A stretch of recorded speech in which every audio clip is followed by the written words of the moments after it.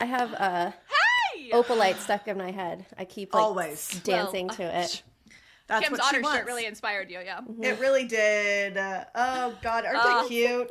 Oh, and Anna, you have a Christmas cup. How fun! They're back. Ditto. Kim and I both do.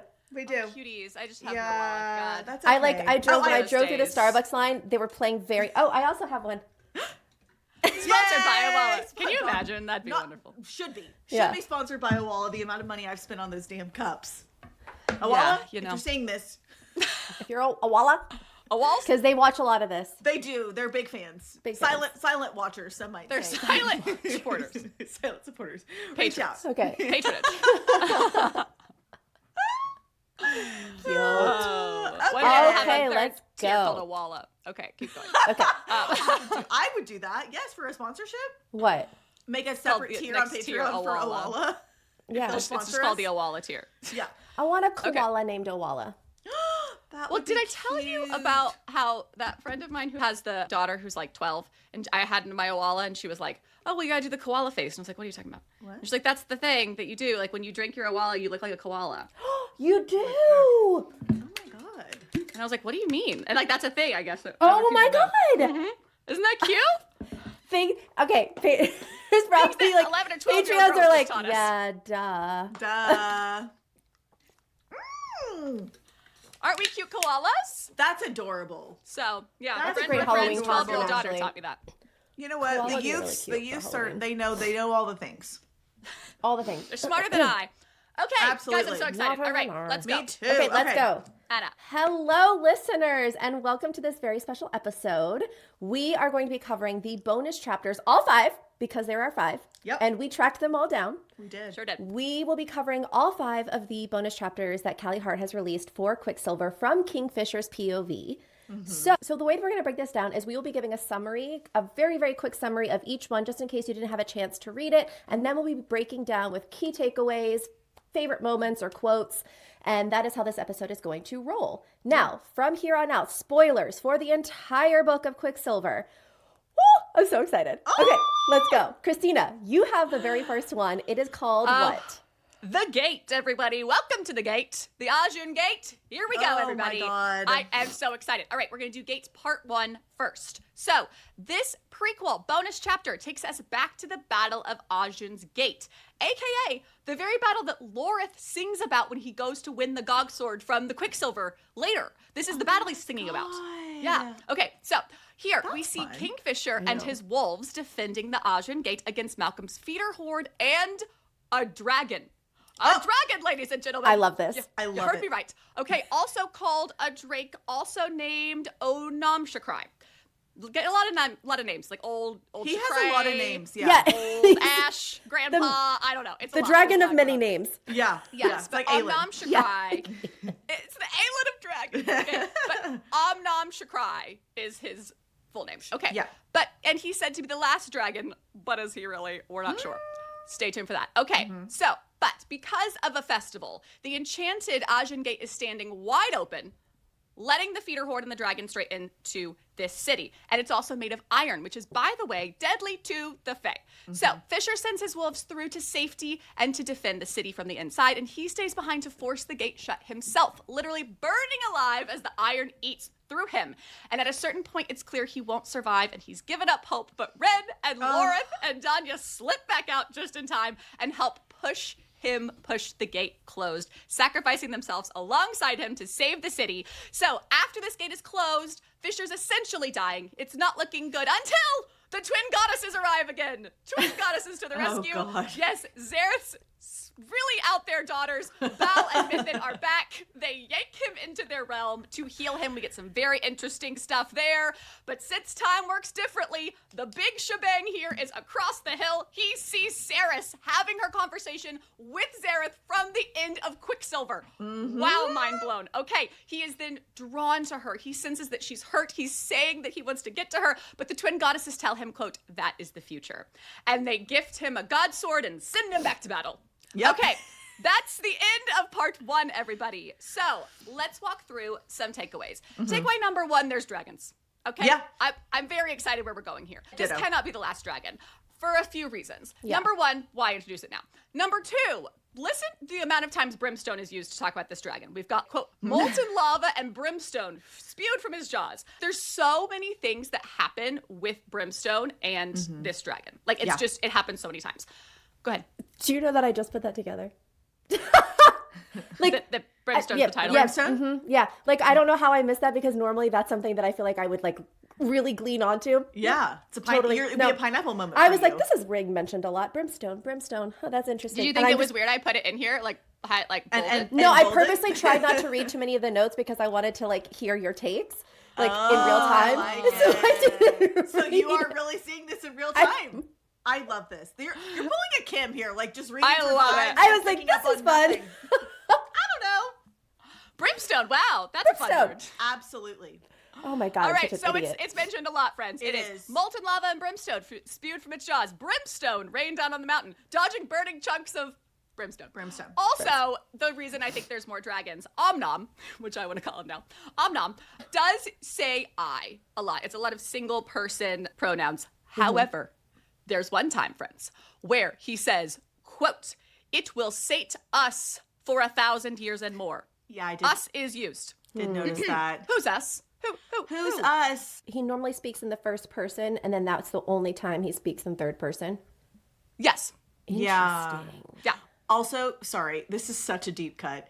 Yeah. One time Fisher refers to the dragon as old Shakrai or whatever. Yes. My God. And it made me Dude, think that of video. old Greg. Yes, old Greg from college. I totally, literally, the first thing I was like, old Greg. Oh my God! I was like, no one is going to know. I'm old Greg. I'm old Old Greg. Greg. Immediate Guys, God. I went and watched it last night. You did not. You did not. I did. It's God, fine. millennials, we It's were something weird. else, guys. It's weird, guys. We are Does it hold so up? I weird. feel like it was weird. I feel like it was real weird. There was some moments that I giggled, but like, yeah, no, it's real weird. He's God, just like, that's good. Thought I'm was old funny. Greg. All right. Well, from now on, old Omnom Shakrai is old Greg. So that's Yes. the old old every Greg. time the dragon that was mentioned after he called it. I'm like, you called it old Shakrai. What was I supposed to do with that? Like, where else was I not supposed to- Google old Greg. Greg? Like, Oh my God. wow. Okay. Wow. Okay. All right. Other important things that happen. So we go back to the god realm. All right. So here, one of the important, interesting things is that while talking to the twins, we learn that this is the third time that Fisher has been there. Quote, "There had been the first occasion when I was just a boy and Bella Khan had sent me through the Quicksilver without a relic. Then there had been another time 3 centuries ago when the god of chaos had approached me with a proposition, one I had rejected." What was the proposition? Yeah. And that feels mighty important. Agreed. It really does. Agreed. Especially when we remember that Zareth and his daughters both refer to Kingfisher as Zareth's champion in different moments. Yeah. Zareth tells Saris, quote, "You are Saris, sister to Hayden, daughter to no one, and mate to my champion." And when his daughters are asking her about sex with Fisher, they say, quote, "Sex with that male, our father's champion." Which is really interesting. That is What does his interesting. champion mean? Yeah, champion of what? To me, that's very also similar to what they also call him, which is fierce heart. I feel like champion, a gladiator, somebody who Yes. has a fierce heart, somebody who rallies the troops is what it means to interesting. me. Well, and speaking of fierce heart, there's also a really interesting, there's just something interesting going on with his relationship with these twins. Like Yeah. they call him fierce heart here. So we really got to pin that because which we're about to talk about in Gate Part 2, any name when it comes to Kingfisher is very important. But also, he is the only person, their father included, who can tell them apart, which is somehow interesting to me. Like Agreed. they're like, Yeah. you're the only person that can tell us apart. I just feel like there's something weird there. I don't know what Yeah. it is, but it's interesting. I'm also convinced that there's some correlation between these two twin sisters and the twin sons in Zelvarin. The twin sons in Zelvarin are named Balia and Min. And these twin sisters are named Bal and Mithin. And Oh my Bal God. and Mithin, and the myth Come is that on. Bal and Mithin used to be one being, and that a fierce wind broke them apart into 2. Yeah. So, I mean, I do think this is a theory we can explore another time, but I Yeah. think there's something having to do with them, with the Quicksilver, with Silvarin being called the Silver City. They have blue-rimmed eyes, and the suns have a blue rim. There's something going on with the correlation Oh, there. really? I don't know what it is. Yeah. Saris calls them sun goddesses. Oh, well, At the end of the yeah, Quicksilver? she talks to them. She She goes, does. "Yes, because they say which one of us do you worship the most?" And then she's like, "Okay, I can't offend either of them. So she's like, oh, both of you are so beautiful, you sun goddesses. And she like refers to them as sun goddesses. So I think, well, then they're definitely the yeah, sons. I think that's like, to me, that's interesting. like canon, that, you know, what you just said. well, then I think that's Canon. Okay. canon. Well, then, yes.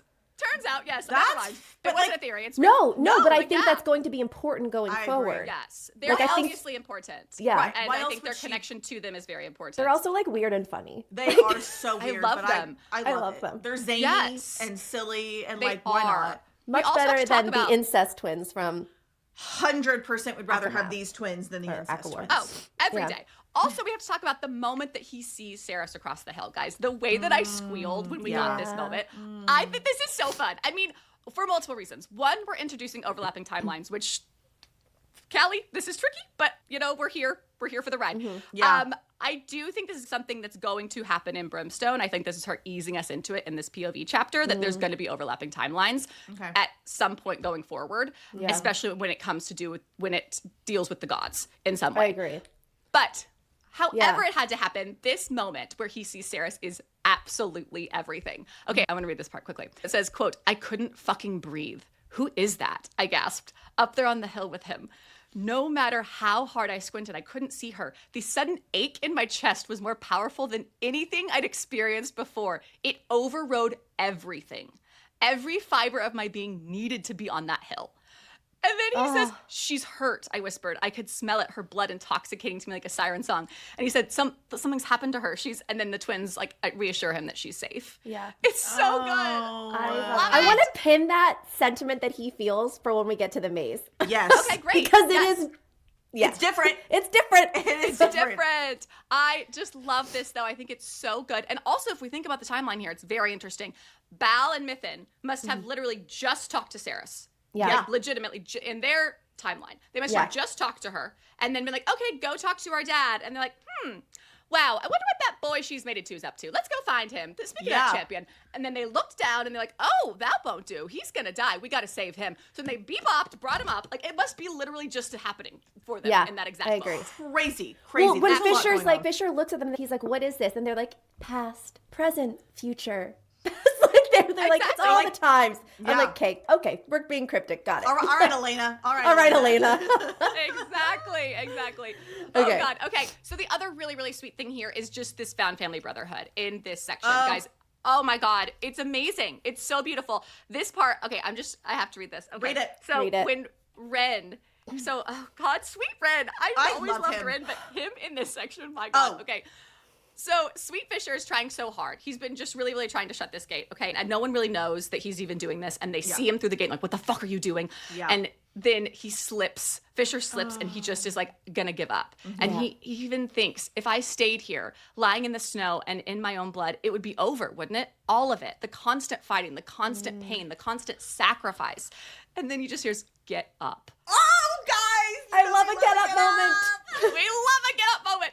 Okay, get up. My mind stilled. I opened my eyes, and there on the other side of the gate, Renfis crouched less than a foot away from me, his jaw clenched with determination. Get up, he repeated. I guess, I can't. Renfis pretty much, I can't. Renfis then pretty much says, like, so you're giving up. And then Sweet Fisher says, I tried. And Renfis says, oh, okay, perfect. So when the historians revisit Ajin in a couple centuries, I'll make sure they chisel that into your headstone then. He tried. He tried. And then Renfis is like, well, so if you give up, then all of us die too. So I won't be able to tell the historians that because I'll be dead. And so will all these innocent people and all of your wolves and everyone you care about. Yeah. And Kingfisher just says, it says, bastard, I groaned. He gave me a grim smile, indeed. But he said no more. He didn't need to. His ploy had worked, and I was already hauling myself up onto my knees, then to my feet. My brother rose with me. You can do this, he said softly. So I did. Not because I believed that I could, but because he believed that I could. And with my last living moments, I wasn't going to let him down.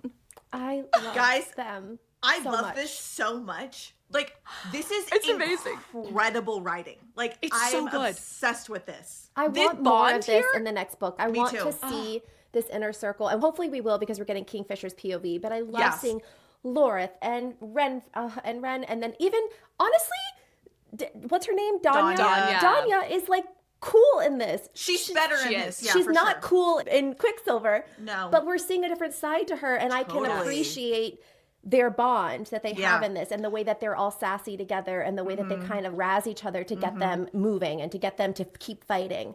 Exactly. I loved seeing this and the beautiful moments with them in here where they are Yeah. brothers. They love each Yeah. other so much. And even then they all slip back through just at Yeah, the and they, last like, second. push And they push him. his body to push the gate closed. It's so beautiful. And I they're love just, I love their bond. And again, like you said, the only way we could see this is in Kingfisher POV. It Yeah. wouldn't make sense for Saris to know this or experience this with them. And so it's just so beautiful. I'm so glad we're getting it in some fashion. Me If too. people don't read these POV chapters, they are missing out. Okay. Oh, absolutely. So, all right, let's move on to the gate part 2. Oh. So first things first, in this chapter, we have to talk about sweet Morel. This is the first time we're meeting her, and I'm going to tell you right now, I wish we had more of her in the book. Yeah, But same. okay, Morel is Ren's twin sister, and she's also a member of the Lupo Paralia, and she's everyone's best friend and sister, and she is absolutely wonderful, which is what makes this section so brutal. So we're back in the battle, and Fisher's healed. He's got his new god sword, and in the chaos of battle, Morel is sprinting up the mountain trying to save a child when the dragon descends on them and kills her, and it is awful. And usually unshakable Ren is so utterly gutted. He is so wrecked, and he's on his knees and screaming and pulling in so much power that it's pouring out of his eyes and his mouth, and he's like about to burn himself out completely, to the point where Fisher and Lorith are begging him to stop. And Rin is sobbing that he doesn't care if he dies because Morel is gone. And he's like, if she's not here, then why? What's the purpose? And it's so good. So anyways, Fisher eventually has to command him to release the magic because he's going to burn out and kill himself. Yeah. And when he does, the blast actually pierces the dragon's scales. And we're told, quote, nothing had ever pierced dragon's scale before. Nothing. Nothing. Wow. What is his What does this mean power? for Ren's power? Yeah. Let's get into it in a second. Okay. That's From fascinating. there, the whole crew goes after the dragon, and as they charge into battle, they yell Nimrel, which means for Morel. Also, that's why his sword is named Nimrel. But it's so beautiful. Okay, so what's less beautiful though is Fisher getting swallowed by this dragon. So Yeah. he Yeah, I gets don't- swallowed by the dragon. He's then in its mouth, and he drives the god sword up through the roof of its mouth, killing it from the inside. And then he is stuck there in his mouth for hours. So I love that for him. Yeah, I love that quote, for him. It collapsed, dead, with me caged inside its stinking mouth. So fun times for everyone. But that does Ooh. give us one last really sweet moment with Morel. So while Fisher is in this in-between place of consciousness, she comes to him, and they have a really sweet conversation that I'll read a few quotes from in a moment. But ultimately, she tells him a few very important things. Number one, the god swords are going to start failing, but not his, because she bound a piece of her soul to it. Nimrel. Okay. Number two, his mother wants him to know how much she loves him and that she will always be there with him. We love a motherhood moment. We do. But also, number three, she finally also tells him from his mother, quote, she wants me to warn you. She needs you to guard your true name. She says that your life depends on it. Okie dokies. So What let's do we touch on know? this. Do we know his, what does she mean? Do we know We his know- true name? No. So No. that's a thing in this world. We don't know anyone's true name. Let me read you this quote. This is from Fisher to Saris explaining this. Quote, all names hold power in this place.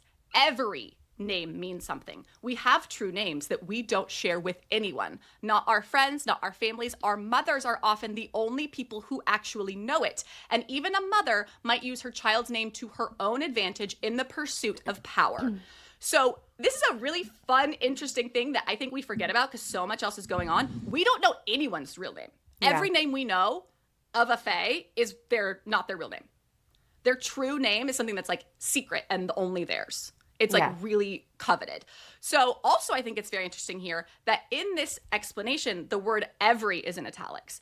Every name means something, i.e. Fierceheart, i.e. like all these other names that he could possibly have. Interesting.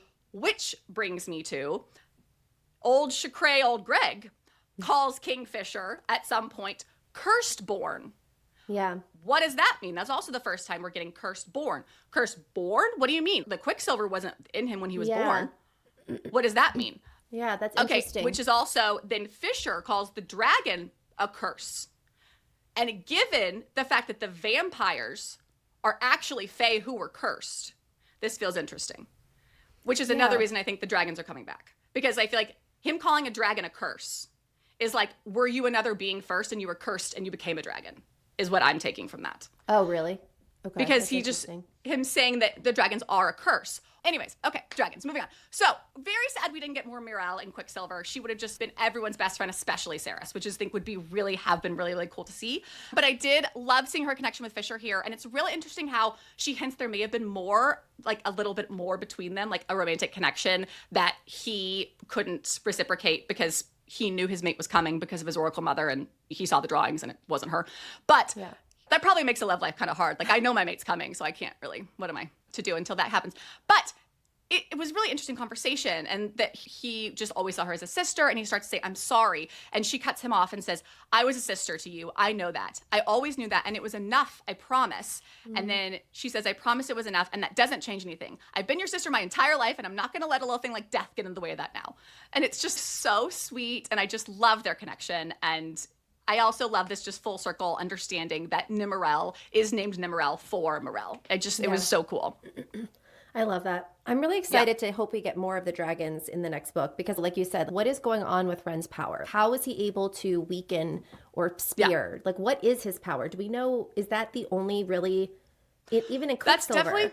That's definitely the, craziest thing he's done is in this POV. Right. But I do wonder if a part of him burning out after it, like maybe his power was never the same. We're also supposed to think this is like fueled by intense grief. Like, I think this was like a once in a blue moon situation. But it is interesting that much power could even come from Ren, like that he is even that powerful deep down. I really am excited to explore more Ren and especially him and Everlane. I wonder if Ceres's alchemy ability will be able to produce some sort of special, dragon weapon or something. Oh, totally. To attack the especially if the dragons are a curse and they're bad. Like, I think the gods are speaking to them and helping the people through, and the faith of the Quicksilver. Like, I think that's a communication device with the land and the universe. So that could be helpful. Okay, Anna, let's walk through the maze. Okay, I am so excited to talk about this scene. So this bonus chapter was actually not released online on Callie's website. This was in the special edition from Target.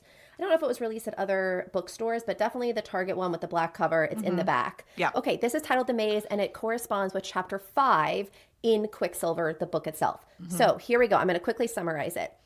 In the maze, we are with Fisher trapped in the labyrinth. He's counting coins, slowly losing his grip thanks to Malcolm's magic and the lingering effects of the Quicksilver. It's very claustrophobic, and Fisher's sanity is hanging on by a thread. I mean, it's very bleak. Yeah. Then Taladeus shows up, and he, remember, is Malcolm's vampire, for lack of a better word, enforcer, his second. And honestly, he's the only bit of outside contact Fisher has left. And Fisher has been in here for 110 years, guys. Like, this is the only other person Fisher has spoken to. He's bound to Malcolm by oath, which means he cannot technically spill any secrets, but he finds by nudging Fisher to use his own deduction skills. Basically, Tal can't say what Malcolm's plotting, but if Fisher happens to guess it, Tal can just quietly agree. So, those Fae and their loopholes. Exactly. So after Tal's visit, Fisher feels something shift. A pulse deep in the maze, like the air itself is vibrating. It's the Quicksilver. It's a long dormant pool that lies beneath the labyrinth, and it's suddenly stirring. And what Fisher doesn't obviously realize is that Ceres has just, quote, unlocked the pools by pulling Solace, his father's god sword, from the resting place in Queen Madra's palace. It's very King Arthur, Sword of the Stone moment, and it triggers the entire reawakening of every Quicksilver pool across the realms. Oops. Yes. But also yay, because this is obviously a major plot point in the book. Yeah. So Fisher feels a magical pull to the Quicksilver and realizes this may be his only moment to escape the labyrinth. So he jumps in and ends up in another realm where he finds a dying human girl. His mate. And she's clutching Solace, his father's god sword. In that moment, he realizes she's the one his mother once prophesied. The face he has been seeing 100 times drawn into his mother's notebooks. And he kind of wars with himself here. He's deciding on whether to seek revenge against Queen Madra or save this human girl. In the end, obviously, Fisher scoops Ceres up, carries her back through the Quicksilver to the Winter Palace to heal, muttering that she's going to upend his entire world. And obviously, this is the big moment in the book where their two fates collide, and this is what sparks the entire story. So let's break this down. We're going to break this up into two parts. First, where Kingfisher is in the labyrinth, and then again, where Kingfisher enters the Quicksilver pool and sees Ceres. So a couple things here. One, he has spent 110 years in the labyrinth. I can't remember if this was confirmed in Quicksilver, but it's definitely confirmed in the bonus chapters that he has spent 110 years trapped in the labyrinth. That is a long time. and just pin this for his mental state when he sees Ceres. Because Correct. thoughts. Valid, true. Valid, true. There's some debate in editions and timelines of different versions of the book, whether or not it was said that he was in the maze searching for the middle for 100 years or searching for the middle for 55 years. Yeah. But he's definitely in the labyrinth, though, because the middle is part of the labyrinth, right? He was sent that long searching for the middle. Yeah. And then while in the middle, it took him 8 years. So it's like there's like or 2 years. Math is. There's some but he's been discrepancies in the gone a total of 110 years, right? According to yeah, that's what it says. That's tricky, but yes, 110 years. Yeah, it says a century in my part. Yeah. That he's been gone from college. So yes. Guess he could have been hanging with Malcolm. Just chilling. Yeah. So he's been gone for at least a century. Yeah. So something else that's important is Tal is trying to get Fisher to guess on the movements of King Bellicon. Again, remember, he is bound by oath, so he cannot say exactly what. And what Fisher guesses is that King Bellicon is moving north through the Wicker Forest. Tal silently agrees. After some thought, Fisher realizes that his stepfather wants to invade the Witch Kingdom of Balquidder. But when Tal tries to give his opinion on the matter, the oath binding him basically shoots kind of fire up his throat and it burns him and he can't say. So he's like, great, this conversation's over. Yeah. So remember, we're kind of on the same day where he enters and sees Ceres, which is bringing us up to present day, basically. Okay. So what Kingfisher realizes is that the king is trying to invade the Witch Kingdom. But why? We don't know. Yeah. Here's what we do know about the witches. We know that they are the only beings capable of breaking enthrallments that we're aware of. Hence why Kingfisher and Sarah seek their aid in freeing Lane when she's enthralled. Exactly. They are also the ones responsible for creating the cure for the blood curse that plagued the Fae and created the first vampires. We don't know a lot about them except from that. And so I'm guessing they're going to be pretty important. What do you guys think? If King Bellicon is trying to invade Balquidder.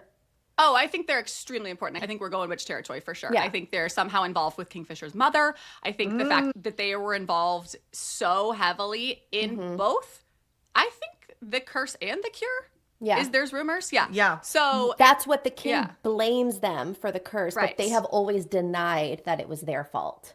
right. Yeah, Sure. which is interesting. That's so interesting. I wonder why he was wanting to invade them. Yeah. I feel like they know things or are hoarding something or protecting something that he has gotten wind of. You know, Well, he's and always there's- searching for Quicksilver pools. I don't know. Maybe there's some big Quicksilver pool there that he wants. I think there has to be something with the enthrallment. You know, I mean, we know that Bellicon and Malcolm and Madra have been working together. They're all on the same team. So something about the witches being able to pretty much mess up the vampires. They are the, you know, they can break enthrallments. They can do all that. I don't know. There's something there. But that fact that we've introduced Ishabel and Talena, too, into our story at this point made them feel important. I feel like we're really going in a witch trajectory. Witch watch. I agree. Witch watch. Witch watch! Witch watch. Okay, so very important. New character alert. I'm very interested in this. Me So too. I searched my entire Kindle in the Quicksilver book for this person's name, and it is nowhere to be found. So I'm wondering if she will be important in Brimstone. Me thinks so. Me thinks so. Methinks yes. Me thinks yes. Okay, so this is the quote that Tal says. Zovinia stirring up all kinds of trouble back at Amontreath. Malcolm's tasked me with tamping down her little insurrection before it can find its feet. But listen to Kingfisher's response. It wasn't often that he mentioned that name. He didn't bring the female up of his own volition. Ever. Zovinia was the reason why Tal found himself amongst the ranks of the Black Palace's high blood population in the first place. In a roundabout way, she was the reason things were always so tense between me and Tal, too. There were other reasons, of course, too many to count, really, but Zovinia was the prime amongst them. So many things here. Who many is things. she? Because Malcolm things. is the one that sired him. Right. Right, he's So- enthralled to Malcolm. Yeah. So why was he somehow enthralled to Malcolm because of Zovinia? Like, did she bring him in? Yeah, Did she like? Was did he in Zovinia, love like- with her? Maybe he was in love with her and wanted to turn so that he could be with her, and it put a weight in between him and Kingfisher. And Kingfisher was like, "Please don't do this." Oh, interesting. Because we know that him and Tal have been friends for a long time. Yeah. Like he says that besides Ren, he's known Tal the longest. Yeah. Like So are I consider them like longtime childhood friends. What happened? Yeah. It's very interesting. Zovina, apparently. Sylvania happened. So I'm like, who is this bitch? I is love she? the idea of this being like also romantic. Like we don't talk about her because we both had romance with her, or like there's something there. Yeah. I think that's so fun. I just love this this. time with Tal too. Because I think it makes sense. He says she is the reason things are always so tense between us. That makes the most sense to me. Is like, why else would you be so tense if your best friend chose to become a vampire rather than stay Fae with you, which you think, because vampires are the bad guys. Right. And so then this woman is like, he turned for love, but maybe Sylvania doesn't love him back. Exactly. Maybe. She's out doing insurrection.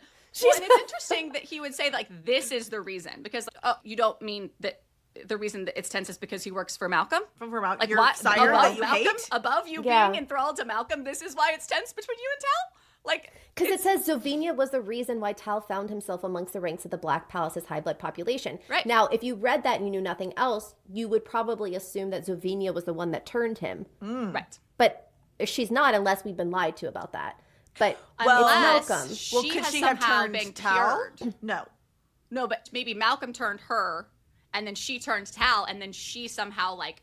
No, isn't a because I think vampire whoever anymore? turns you, it has to, like, Right, Malcolm but it turned him, jumped. but I'm saying, I think, so Zovina was the reason why Tal found himself amongst them. I think it Yeah. goes back to the fact that he turned for her. He Yeah. asked Malcolm to turn him so that he be could be with with her. her. Hold on. Do Yes. we know for sure that Malcolm was the one that turned Tal? That's what's said in Quicksilver. Okay, Yes. got it. Oh, it is. That's Okay, what I cool. want to. Yeah. Okay, Yes. got it. Because Okay. I know he's enthralled to him. Yeah. Okay. Yeah. Okay, well then that would make sense. was. I was like, could Zovina have turned him, Tal? Yeah. If you read it just this and That's you what hadn't I'm- read yeah. Quicksilver, that's what it would seem like. Right. But in the book, He's it's- definitely enthralled Malcolm- to Malcolm. Yeah, Because which that's to why me he can't means he's- say these things right now.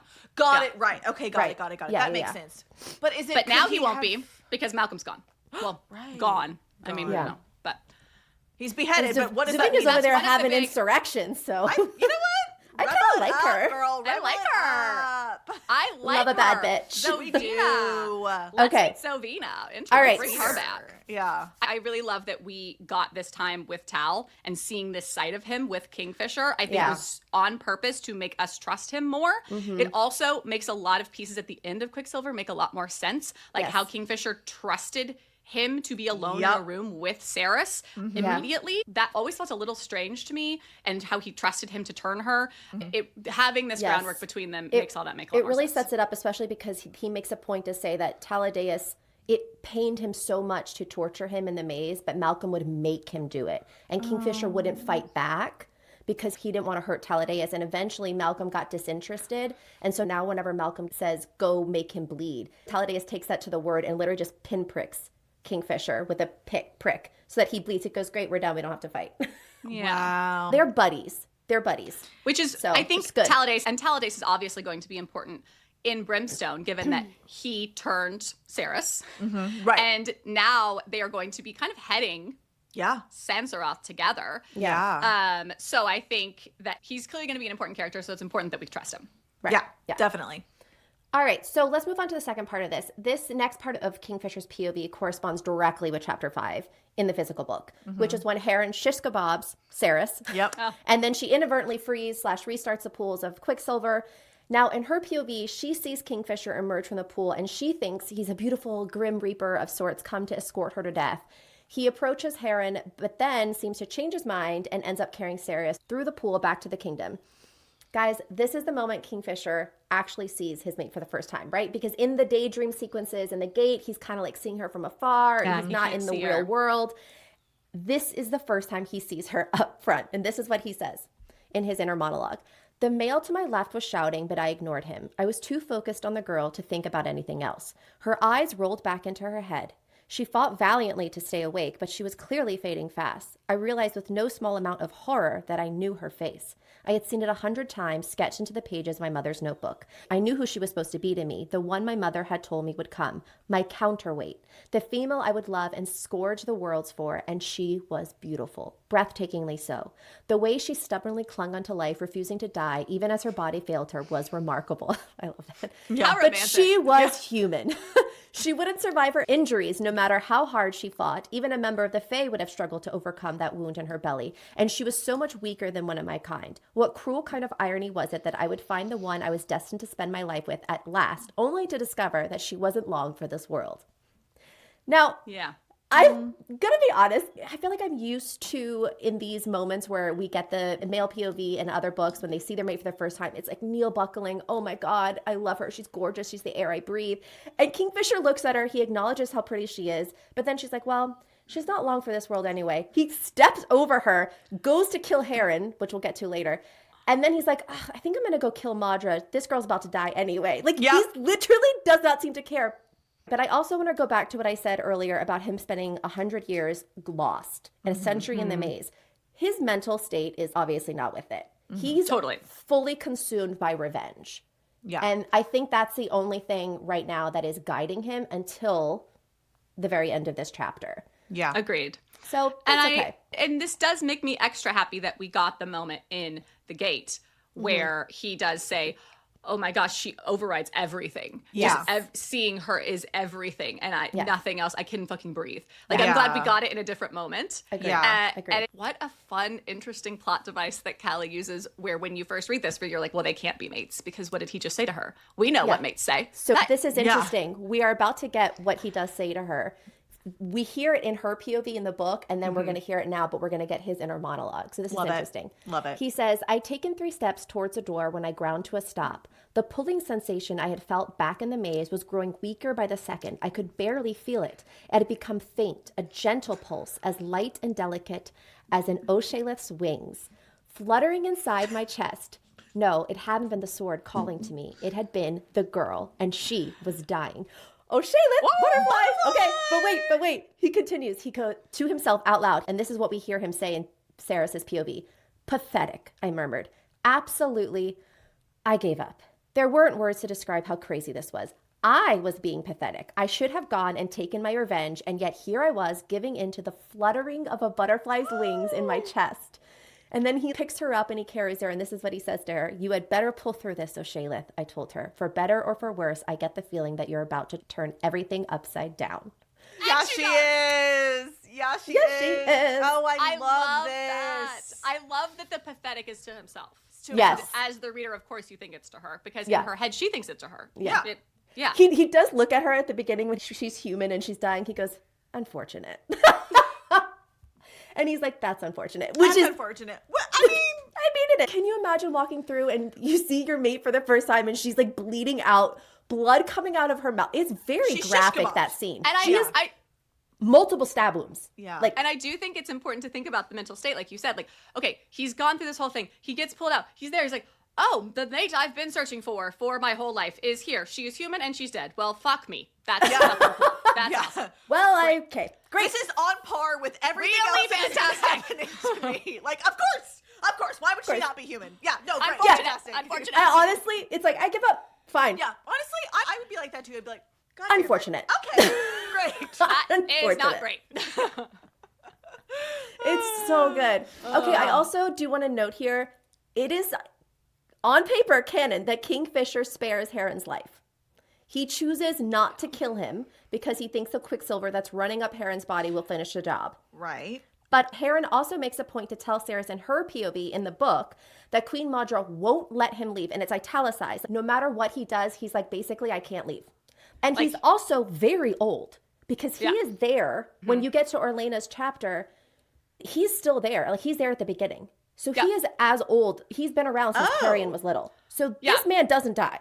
Okay. No, yeah. So I I think wonder he if even he's says coming something. back. I think he even says something in Quicksilver where like, oh no, I'm not even on death's register. He forgot me. Like I literally can't die. She won't let me die.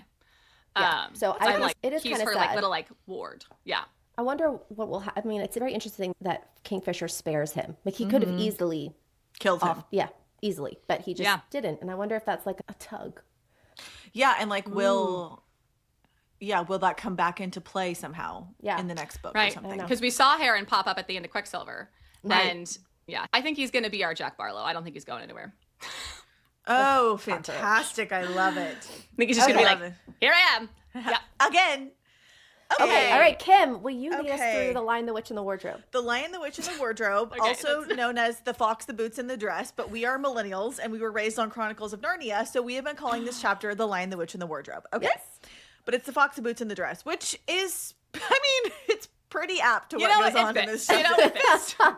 It fits. So this corresponds with chapter 18 in Quicksilver, but it's really interesting because Fisher and Ceres are apart for most of that chapter in Quicksilver. And so you don't see any of this play out. So reading the Quicksilver POV, I was kind of like, nothing is corresponding here, but it's because they're separated they're not, all physically day. together. They're not physically together. Ceres is working in the forge. Fisher is back at college for the first time in over a century. He's very haunted by the memories of his mother here and her jasmine scent. This is where he grew up. And he runs into sweetest Archer, who, as we know, is the fire sprite who helped to raise him. You guys know I love to see this. If Kim loves anything, she loves a fire sprite. Kim loves her a fire sprite. I do. I have a very soft spot for them, and their exchange was so tender and so sweet. Yeah. They clearly have a great deal of respect for each other, and Archer seems to be the one person to whom Fisher will never be an asshole no matter what. Yeah. Love to see it. And then Fisher goes to his mother's rooms, and nostalgia hits him really hard. I love seeing that he actually picked a pair of his father's boots for Carrion. We didn't see that. Kingfisher just shows up in Quicksilver with a pair of boots and is like, here to Carrion. But I thought it was kind of sweet that he got a pair of his father's boots. It's very sweet. And also, it's a very full circle. Like, his father's the one who got Carrion out. Yes. Finman is the one who carried Carrion through. Yeah. And saved him in I loved all Silvarin. this nostalgia. I just love him staring at his mother's clothes, smelling her jasmine scent. It was very sweet. Very, It very was really sweet. sweet. Yeah, It was go ahead, it was nice to again, the sweetness that we're seeing from Kingfisher in these POVs. It's important. Yeah. We love to see it. Love to Speaking see it. of his mother's clothing, he also discovers some strange gowns hidden in the wardrobe, completely separate from his mother's other dresses. And a voice says to him, "Hers, my love. These are hers." Oh. Well, Hold on. Our We will get there. yeah.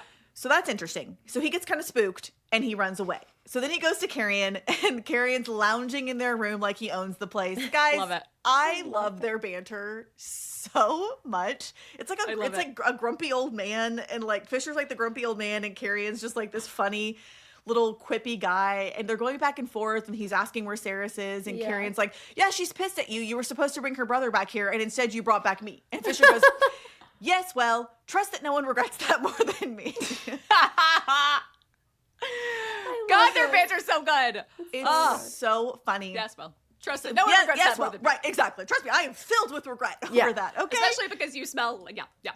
Oh, Exactly. God. Yes. So Yeah. speaking of that, Fisher demands that he take a bath first. And the reader very much knows that it's to get Ceres' scent off of him, because he's like, I cannot stand that you smell like her. I can't handle it.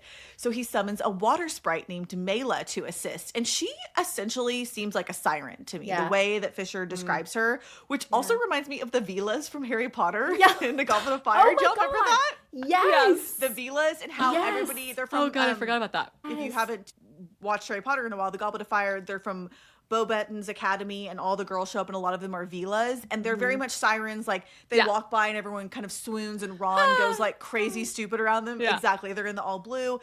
How Fisher describes Mela and how she kind of enchants Carrion and everybody very much reminds me of a siren or a Vela, which is interesting. And I'm wondering if we're going to see more of this. I'd love that. In the future. Yeah. Feels I very don't know. witchy to me, too. It does. It does. Okay. So after Carrion's gone, Fisher sneaks into Ceres' room because he is drawn by her scent, which he swears that he hates. And she unexpectedly returns. She's been working in the forge, which we see in Quicksilver. So she comes into her room, and he hides in his shadows and uses illusion magic to conjure a fake bathroom so she doesn't catch him in her room like a creeper. And he's kind of watching her move around, and it makes him really sad. Again, he seems very upset by the fact that she is so fragile, so human, so mortal, because he knows that she's going to be gone like that to him. Her lifespan is not going to last, and he tells himself she's not his mate, but he's already decided he's going to protect her anyway. And before leaving, he sets a black silk gown on her bed, and he makes a point to note that it is completely different from the style of dress that his mother used to wear. So clearly this dress has been made for Ceres. Yeah. And the chapter ends with Fisher promising himself that he's going to keep things under control. He's going to make her hate him if he has to, and he's going to send her home when it's over. But of course, we know buddy. he's already Good luck gone. with that. He's already gone for her. He's down bad.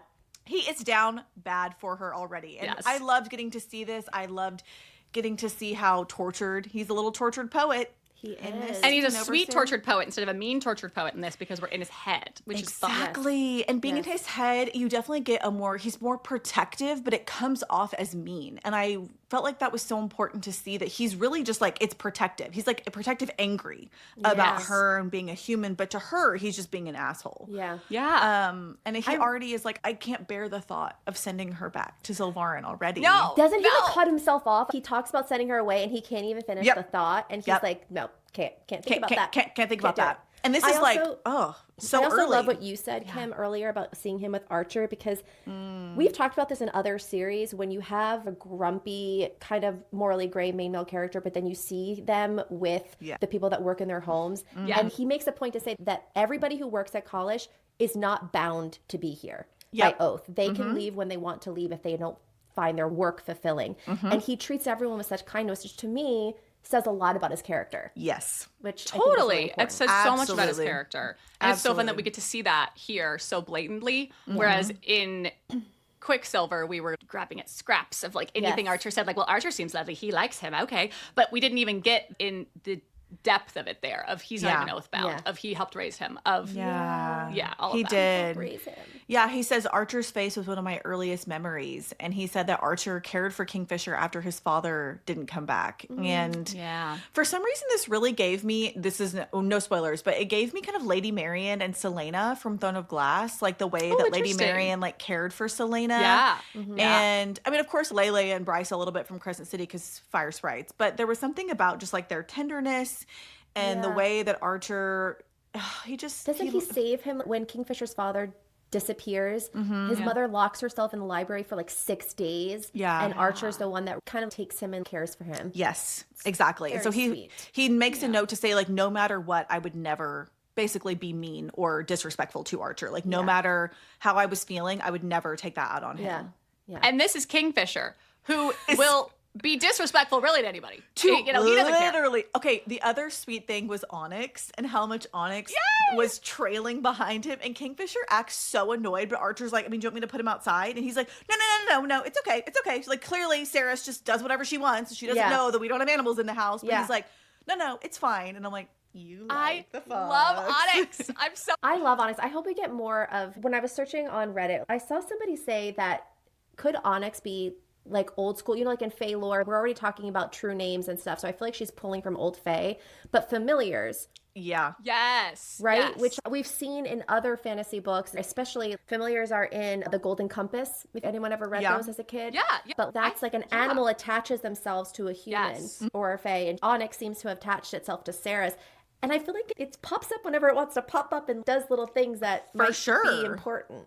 Well, it follows Kingfisher into the dressing chambers, and he goes to leave, and there's a tug, which I'll read that quote in a second, but he also realizes he accidentally locked Onyx in the closet, so he has to go back and get Onyx out of the closet. Right. Yeah. And in doing so, he goes back and he ends up getting the dress for Saris. So, like, that's a really good point, Anna, is that could Onyx be kind of helping push things along a little bit? I love that. So let's just touch upon the main thing from this chapter is the voice that says, hers, my love, these are hers. Are we thinking this is his mother's voice? That's what I'm thinking. Has to be. I think so, has to be. I think he distinguishes, right? He doesn't make it sound like it's the Quicksilver. He makes it sound like it's a female's voice, right? Yeah, he notes that it's different from the Quicksilver, but it's a voice that he hasn't heard in a long time. Oh, it's definitely his mom. And we know, I mean, his mom's a famous oracle. She saw Saris. She knows Saris was coming. She's been drawing Saris. Like, that also makes sense to come from her. This is very much something she would say. And something she would do was plan this far ahead to have her dresses there. I wonder if she saw more than she let on. Oh, I mean, she's a famous oracle. I think she saw everything. Yeah. Yeah. So we're thinking that she had these dresses made for Saris. I think so. Or whoever his mate was going to be. Yeah. For her, yeah. Yes, Right. yes, 100%. Yeah. 100%. So this is the only other thing that's interesting. This quote. This is when he leaves the dressing chamber. He's like, forget it. I'm not getting the dresses. They don't mean anything. Hesitation hit me. And something unknown, some strange, unwelcome tug that had me growling under my breath as I reluctantly turned and stormed back to the cursed dressing chamber.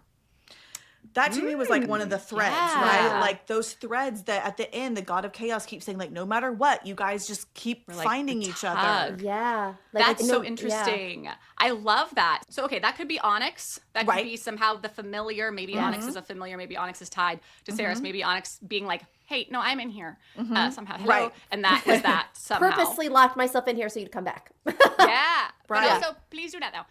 Us that somehow. Or it's his mother somehow with pulling some sort of pull Right. to the 'Cause dresses. she says, hers, Yeah. my love, these are hers. Again, do I think his wonder- mom was witchy. I think for his sure. mom was maybe witchy somehow. I think she's wonder just if these tugs will disappear, aside from the Quicksilver tugs, which are totally separate. But now that Zareth has cut the strings, I do wonder if those tugs will be different because there's no god strings pulling anything. True. You know, like in the next book, or if these tugs are just simply their mating tug. That Right. Like, is totally it the different. godbound? Is it the There's mating tug? The soulbound, Yeah, sorry. yeah. So I'm is it curious to their see. is it exactly? Is it their mating? I think we'll see a lot more of their mating bond tugging going forward. And I mean, still godbound mates. That's still such a rare thing that we don't know much about godbound mates because it's so rare. So I think a lot can be kind of, set away because of that. A lot can be kind of said, this might be because they're godbound mates. The fact that it says unwelcome at this point in the book makes me think it is something to do with their mating bond, because he doesn't even want to acknowledge it. And he's very like, no. Like, she's just a human. I'm going to send her back. And so the fact that it's unwelcome makes me think maybe it is the mate thing. Because he's like, no, we're not doing that. That's a great point. That's unwelcome. You're right. That just convinced me. I think it's definitely has to do with their mating bond. Yeah. Okay, last thing super quickly, just something really interesting to note. And Christina, you have a note also about the audiobook, but Fisher specifically says that his shadow magic comes from his mother, but his ability to cast illusions comes from his father. Interesting. Yeah. And that is one hell of an illusion, an entire bathroom with running water. Like that's I mean, that's an illusion. I was like, where does the water go? It's detailed. It is.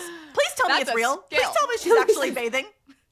Don't do that. That's a special skill right there. Do that. Yeah. I do have to say, just speaking of bathing, rereading this POV made me remember how little they bathe in Zelvarin, that weeks ago Carrion slept with Saris and he still smells like her. So I was that's thinking fun. that too. I'm like, that is so gross. Yeah. I think we also have to think about the Fae heightened sense of smell, but also the no bathing is. Yeah. Christina, did you have a note about the audiobook discrepancy with the whole Fisher something from his mother? Yeah. So apparently in the POV bonus chapter audiobook available on Audible, that is flipped. So apologies, I did listen to that and I just didn't clock it. So I will go listen to it. I will leave a note below and confirm or deny. Okay. But yes, in the audiobook, the shadows Come from his dad. And the gift of illusion comes from his mom. Like in Quicksilver. In this POV Jonas chapter. Like there's an audio of it? Yeah. Oh. This is the only time it's mentioned. Yeah. So in the audiobook of this POV bonus chapter. Yeah. Those things are flipped. And gift of illusions came from his mom and shadows came from his dad. Oh. That's interesting. Gift of illusions is giving witchy to me. I will drop the witchy thing soon, I promise. But also, that is the most recent text. These POV bonus chapters were written on her website a long time ago, especially compared to the audiobook, which was recorded and released within this year. Right. Okay. So again, that might just be an editing error, a discrepancy in some way. Yeah. But interesting. Unclear which one we should. Yeah, which abilities we should associate with which parent. That's very interesting. Yeah. Okay, last one, Christina. Oh my goodness, what a treat. Okay, everybody, now we are going to discuss the fifth and final POV bonus chapter. This is not from Kingfisher's POV. This follows Orlena Perry. Okay, Orlena Perry is the woman who took Carrion out of the Quicksilver and saved him when he was a baby. This is a very elusive POV bonus chapter. It is very hard to find. Yes. This came from the UK Waterstones limited edition, that cover that's like white with the sword. It's like that beautiful kind of drawn graphic on there. I found it on TikTok from Lee Ashley Reads, Leah Ashley Reads, all one word. Thank you. Doing the Lord's work there. Thank you. Yes. We could not find this. Anywhere. Okay, so I'm going to talk through this real fast. It's so fun. Kim, Awesome. I know you haven't read this. I haven't read it. Yeah, I'm so excited. Okay, so here we meet Orlena. She is working as a slave in the castle during Madra's coronation. Also, important to note that Orlena is deaf, and this makes all of her other senses extremely sharp. So we open with her looking on in horror as 1,200 alchemists are being burned alive outside the castle in the courtyard. Oh no. Yeah. She then senses a strange vibration and is drawn to the Hall of Mirrors and the Quicksilver pool. The Quicksilver beckons her, and as she gets close, something starts to emerge from within. First, it's a tiny arm, and then it's a tiny hand, and it's a baby! It's a coming through baby! the Quicksilver pool! But she hears someone coming, so she quickly grabs the silver baby, and she runs and hides in the shadows. Then in marches Madra and her guards, Heron included. It also is noted that Madra is 29 when she's coronated. So this is long, long time ago. Centuries. Yeah. Also, Carrion is 1,500 years old. Well, he's over 1,500 years old. Yeah. So, and he's a baby in this. So, Wild. okay. So Heron's been around a while. Yeah. Yes. Okay, so then we see Madra cut her hand and spill some of her own blood in the Quicksilver pool to bring it to life. And another figure emerges, and it's Finrin. What? Okay, Kingfisher's dad is there. Okay, So, okay. He comes to the Quicksilver pool. He's all mad and annoyed, and his eyes immediately land on the shadow where Orlena is hiding, and then he turns back to Madra. Okay, so he has this very interesting conversation with Madra that I will break down with quotes in a moment. But essentially, Madra tells him that she has killed all of the alchemists / Fae in Zelvarin, and that she plans on killing him, being Fenrin, and sealing all the Quicksilver pools tonight.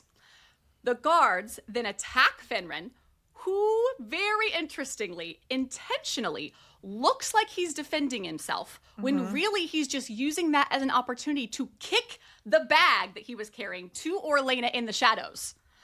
Also then, here, this is the part I really can't wait to discuss. He trips and then purposefully loses his sword, dropping it.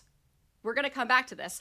The guards then, of course, restrain him as Madra grabs that sword and drives it into the Quicksilver, thus sealing the portals. Fenrin then very clearly looks right at Orlena and silently pleads with her to run. Okay, so she then makes it to the outer gate, but she doesn't know how she's going to get past the guards until she watches another man get past the guards with a big sack full of little critters that he caught from the castle because he's like a rat catcher. Okay. So she then puts the bag from Finrin and the baby into a bigger bag and tricks the guards into thinking it's wiggling around because it's like rats and snakes and all that. So the guard then pays her for her pest removal services. And he says, quote, "Take it and go. And make sure to take that carrion with you." Carrion! Oh my God!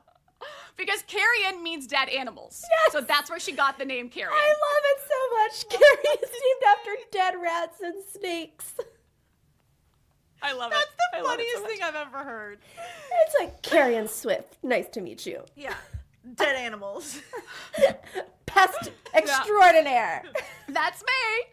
But yeah, isn't that amazing? To get the last line is make sure to take that carrion with you. Oh my So God. I love that good. so much. It's so good. Oh, that's Okay, amazing. So we got to break this down. This is really interesting. So I'm just going to read some things here. This is in the conversation between Finrin and Madra.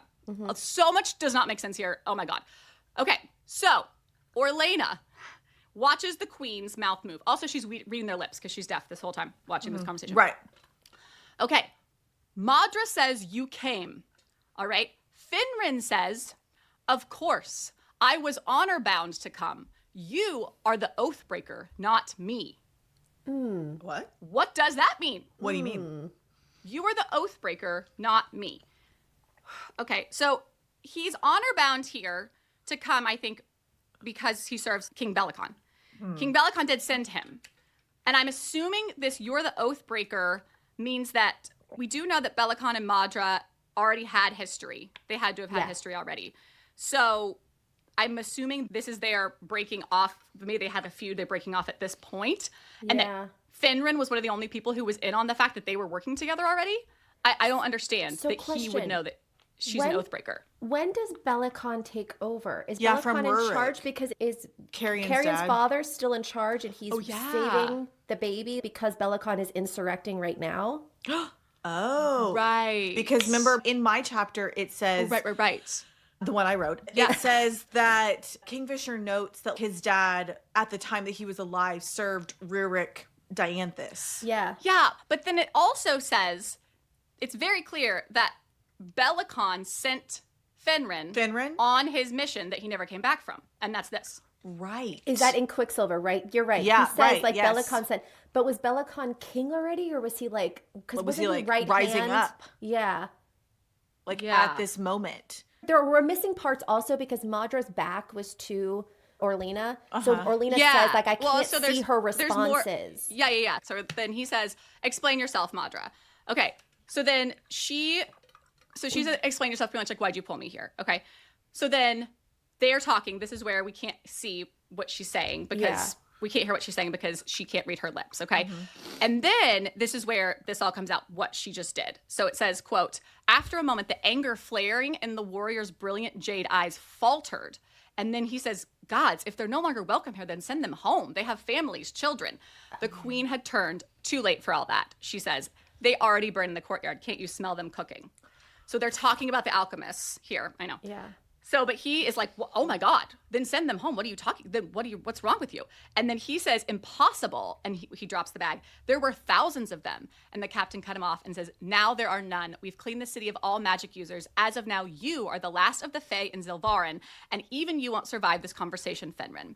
At this point, Fenrin looks at Orlena, quickly looks back.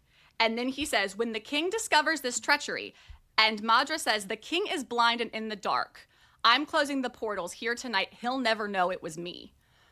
Which... That has to be Bellicon. What, right, because Bellicon... Yeah, because that's the Because whole thing. Bellicon Bellicon thinks spreads that it's Fenrir. That is, exactly. But we also know that Bellicon knew, I think it was Madra. Or at least he was still working with Madra. They're, like, we know they've been working. That's what's so interesting is I can't understand. It's like, are the three siblings all plotting against each other? But then they're also working together about certain stuff. They are, but I don't know. We're just missing so much of the conversation, which I think is purposeful, obviously. Yeah. But I can't tell if Bellicon, like you said, it's very confusing. On purpose, I'm sure.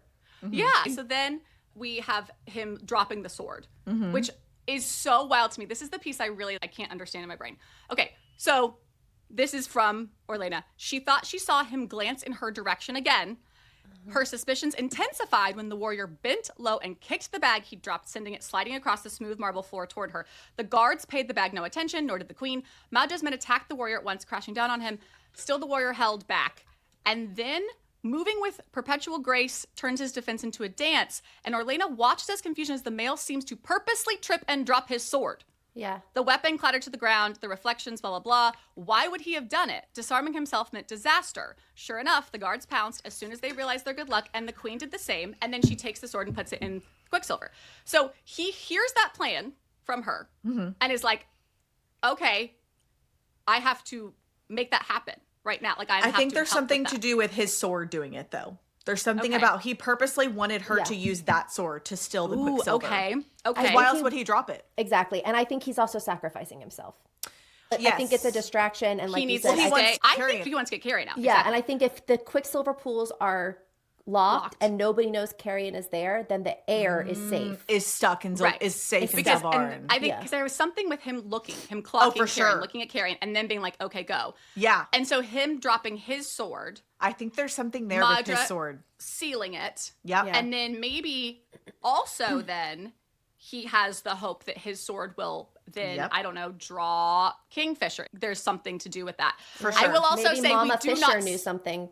Yes, maybe like, hey, Oracle honey. Mama was like, you will Your find sword a is chance to important. use your sword. I also have to note that we do not see him die on page.